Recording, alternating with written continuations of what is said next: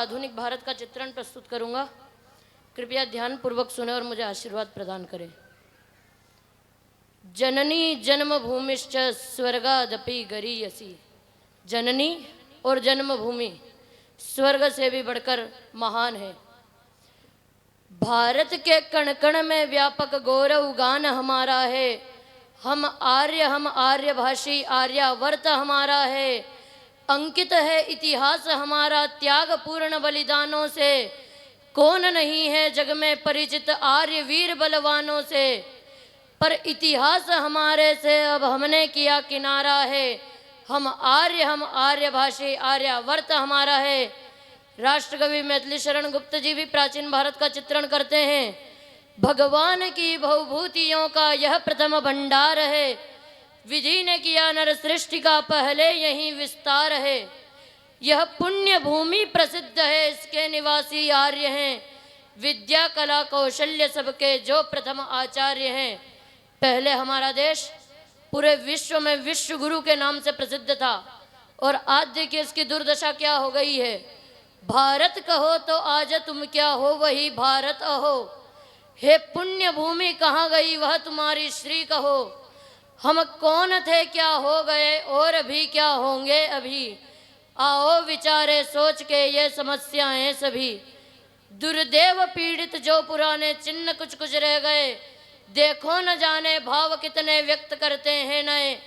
हाँ क्या कहें आरंभ ही में रुंध रहा है जब गला। भगवान क्या से क्या हुए हम कुछ ठिकाना है भला। प्राचीन का इतिहास पढ़कर देखना, हम आर्य थे। आर्य से हिंदू हो गए, जैन हो गए, बौद्ध हो गए, मुस्लिम हो गए, सिख हो गए, ईसाई हो गए और न जाने क्या क्या होंगे। और हमारे देश का नाम आर्यावर्त भारत था, सो वह भी हिंदुस्तान हो गया, इंडिया हो गया। भारत वैदिक हिंदू राष्ट्र घोषित किए बिना जीवित नहीं रह सकता। यह वैदिक हिंदू राष्ट्र के रूप में ही दुनिया के उच्च शिखर पर पहुंच सकेगा और सम्मानित हो सकेगा। वैदिक हिंदू राष्ट्र क्या है? यह एक प्रत्येक मनुष्य के लिए सुख एवं शांति से उच्च कोटि का जीवन जीने की एक अकाट्य सुंदर कला है। वैदिक व्यवस्था ईश्वर द्वारा प्रदत्त एक नैसर्गिक व्यवस्था है। अन्य व्यवस्थाएं मनुष्य प्रदत्त, मनुष्य द्वारा बनाई गई कृत्रिम है और सत्य और विज्ञान के विपरीत हैं। मुर्दों को जमीन के अंदर गाड़ना जिससे भूगर्भ फैला होता है, यह भी एक गलत परंपरा है। इसी के संदर्भ में कुछ पंक्ति सुनाना चाहूंगा। हे हानिकारक नीति निश्चय निकट कुल में व्याह की। हे लाभकारक रीति शव के गाड़ने से दाह की। यूरोप के विद्वान भी अब इस तरह कहने लगे। देखो उल्टे स्रोत सीधे किस तरह बहने लगे। देखो उल्टे स्रोत सीधे किस तरह बहने लगे। आपने शायर इकबाल का नाम तो सुना ही होगा।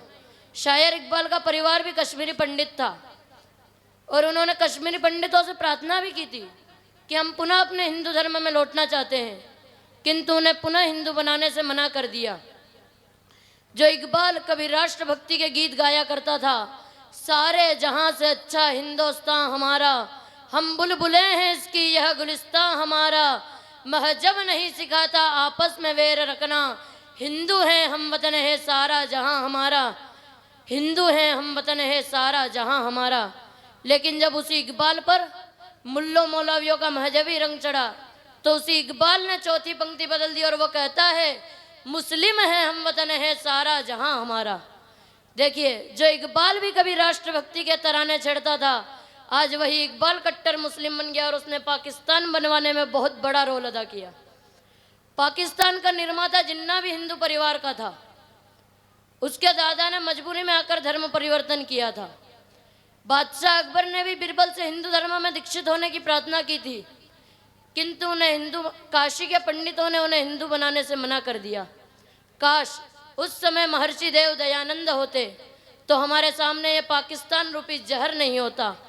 अंत में मैं बस देश के ऊपर दो पंक्ति कहना चाहूंगा। जो भरा नहीं है भावों से जिसमें बहती रसधार नहीं। जो भरा नहीं है भावों से जिसमें बहती रसधार नहीं।